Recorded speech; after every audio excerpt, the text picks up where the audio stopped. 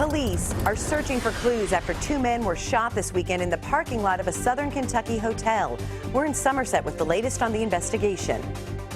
It is yet another day of tropical temperatures and scattered thunderstorms. Coming up, I'll show you why the thunderstorm threat may actually increase as the week wears on. Family and friends are mourning a Kentucky State University student killed during a pool party near Atlanta. How the football player is being remembered. Tracking, alerting, protecting. This is WKYT News at 4. Good afternoon, I'm Jennifer Palumbo. Storms continue to pop up across the bluegrass.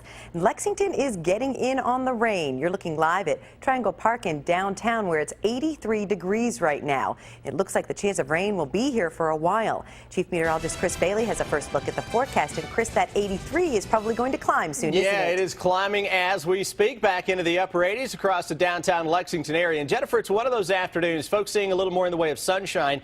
Right around 90 degrees, get a passing shower or thunderstorm where you live, and you're going to see those thermometers drop. We've had a few showing up into Lexington. Our live sky cam, 87 degrees. Humidity is way up there, so it feels like 91, even with a temperature at only 87 degrees. Defender lighting up a little earlier with some showers and thunderstorms across parts of central Kentucky. Greatest concentration along the AA highway near Maysville, and another complex of some thunderstorms now on the Rowan, Menifee, and Morgan County line. That's slowly beginning to weaken a little bit and working toward the south. Far southeastern parts of Fayette County getting in on a couple of raindrops now just on the south side of Winchester. Folks into Richmond, a lot of that rain is just off to our north, back to the southwest of us. Isolated stuff, a little stronger storm trying to pop here in the eastern side of Taylor County, but we throw the clouds into the mix, and you notice how we're getting now the greatest concentration across the eastern half of Kentucky. The flow, though, continues to come out of the western part of the Gulf of Mexico. That's a lot of tropical air, and look what is spinning down here. The potential for a tropical system to develop, and whatever develops there, Jennifer, may actually head our way, or whatever's left of that may arc its way toward Kentucky later this week. Coming up here in just about 10 minutes or so, we're going to show you how that system may increase the thunderstorm threats around here. Hour-by-hour forecast in 10-15 minutes from now. Thank you, Chris. Police are trying to figure out who shot two people outside a hotel in southern Kentucky over the weekend. Investigators say the shootings involved several motorcycle clubs and happened Saturday night in the parking lot of the America's Best Value Inn on US 27 in Somerset. WKYT's Phil Pendleton is in Pulaski County with the latest in our top story at 4. Somerset police say that it was a very chaotic scene Saturday night, and they say that it is still somewhat of a mystery what exactly happened there. Now, Captain Shannon Smith says that they are still trying to find the persons responsible, but they say when officers arrived Saturday night, there were nearly 100 people at the hotel, which was packed with guests, some of which were members of a number of different motorcycle clubs or gangs. Police say 2 people were shot, and now the question is who fired the guns and why.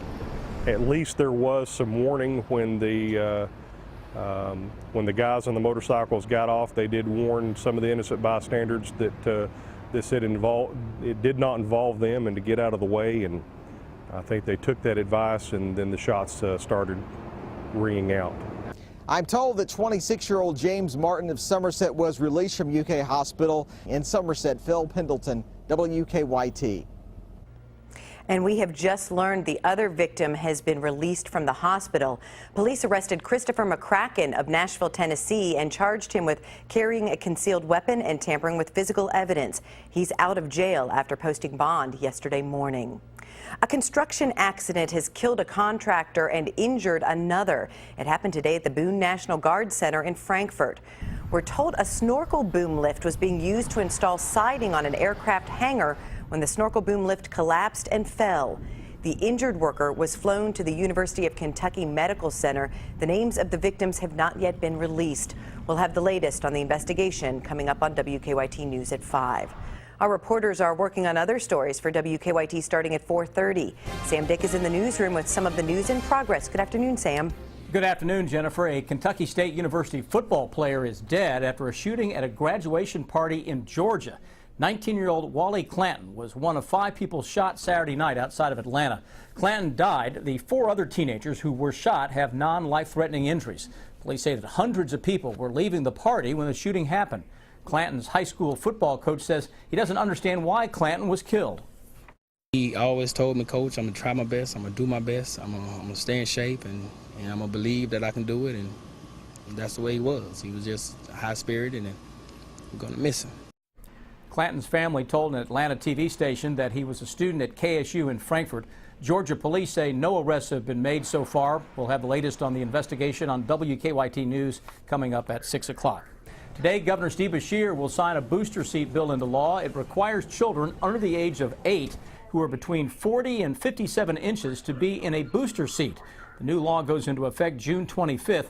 The ceremonial bill signing was this morning at Kentucky Children's Hospital. Coming up on WKYT News at 5, we'll have more on this law. And that's a look at some of the news in progress. Jennifer, back to you. Thank you, Sam. Now to stories making headlines across the nation at 4. As the search for 2 dangerous fugitives drags on into the 10th day, the woman at the center of the investigation appeared in court today. Joyce Mitchell is accused of helping the 2 convicted killers break out of their cells. She was arrested Friday and could spend up to 8 years behind bars if she's convicted. Karen Kafa has the latest. The woman accused of helping 2 convicted killers escape a New York prison appeared in court Monday.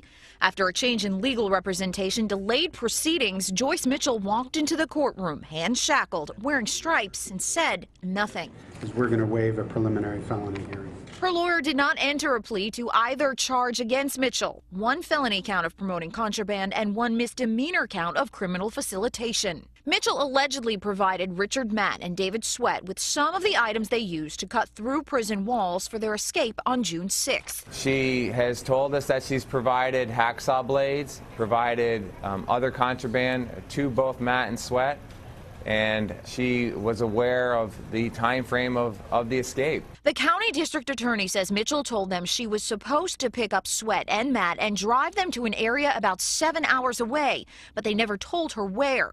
But she bailed out at the last minute because she loved her husband and didn't want to do this to him. Investigators say Lyle Mitchell, who also works at the prison, is also being investigated to find out any knowledge he may have had about the escape. He has not been charged. Mr. Mitchell is still being investigated. We are open to speaking with him if he chooses to do that. The intensive search for the fugitives continues into the 10th day. Local schools were open Monday, but with enhanced police presence. More than 800 law enforcement officials are following up on hundreds of leads. So far, no sight of the 2 men. I'm Karen Kafa reporting.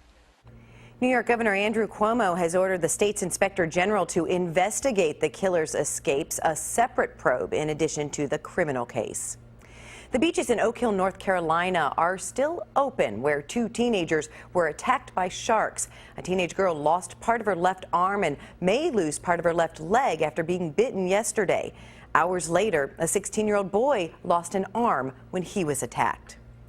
Rachel Dolezal is no longer the head of the NAACP chapter in Spokane, Washington. She announced her resignation today amid a controversy that erupted after her parents came forward to say she's been posing as black for years when she's actually white. Dolezal says in a statement the issue has been a distraction from the goals of the group. Meanwhile, her mother told NBC's Today Show she hopes her daughter will get what she calls the help she needs to deal with her identity issues. Follow WKYT online at WKYT.com.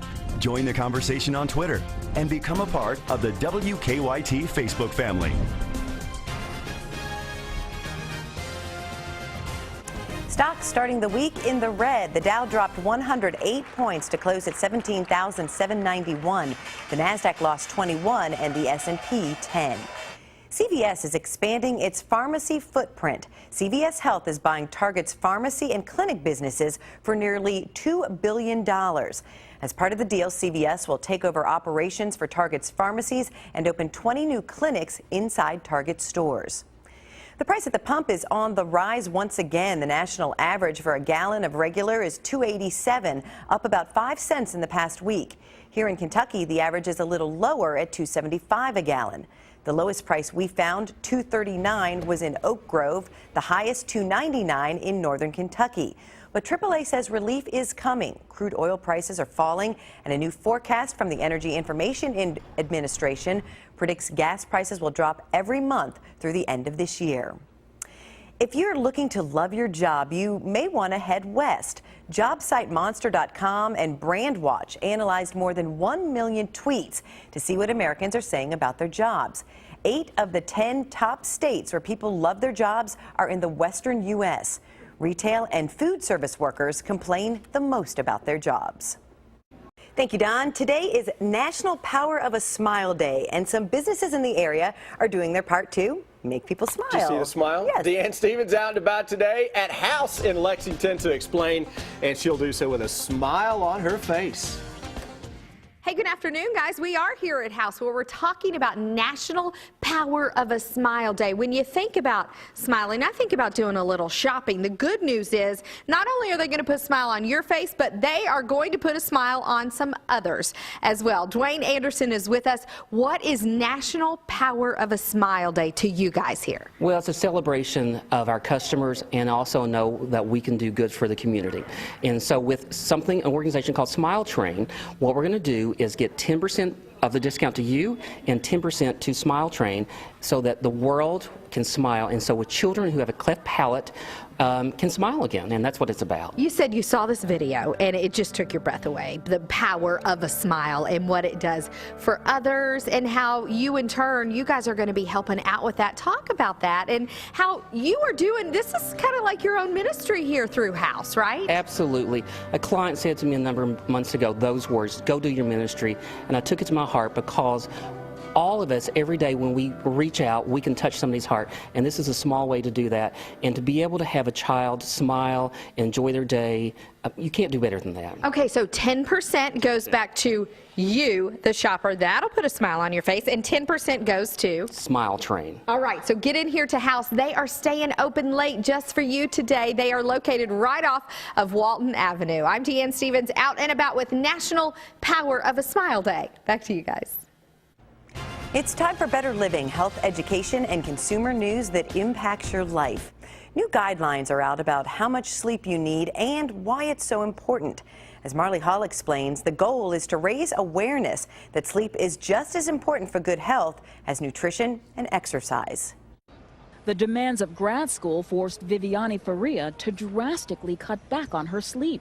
It was about like maybe 4 hours, 3 hours, 6 hours if I was lucky. That's significantly less than the 7 to 9 hours a night the American Thoracic Society recommends for most adults. Sleeping more may be an indicator of health issues, including depression. Sleeping less is also linked to health problems. You're subject to certain metabolic problems such as prediabetes. You have more likelihood to have cardiovascular problems and hypertension. The policy statement also recommends the development of age-based sleeping guidelines for children, better education for healthcare providers about common sleep disorders, and talk therapy rather than medication to treat insomnia. The drug stops, the insomnia pops up again, but when cognitive behavioral therapy is instituted, there's more longer-lasting sleep satisfaction. Viviani has recently started catching up on her sleep now that she's graduated. I've been sleeping so much. I'm kind of in a vacation mode, so I'm sleeping a lot. A lot, but not more than the recommended amount. Marley Hall, CBS News, New York. The group also recommends all drivers receive sleep education to combat the problem of drowsy driving. Another new large study finds sleep disorders are a risk factor for heart attacks and strokes. Researchers in Russia tracked 650 men for 14 years. They found nearly 2/3 of the men who suffered heart attacks and strokes reported not being able to get enough sleep. Seeing is believing for patients with cardiovascular problems. In a new study, patients were shown images of their arteries where plaque was building up. More of those patients lowered their cholesterol, improved their diets, stopped smoking, and remembered to take medication compared to the patients who did not get a visual explanation. A new study finds women who suffer from endometriosis are 76% more likely to have a miscarriage. British researchers also found women with endometriosis were at a higher risk of complications, including preterm birth. As IKEA celebrates its 30th birthday, the company is looking to turn around slower sales by making house calls. This year, the furniture chain will send employees into hundreds of American homes to look through their cabinets, watch their children play, and figure out what Americans need from their furniture.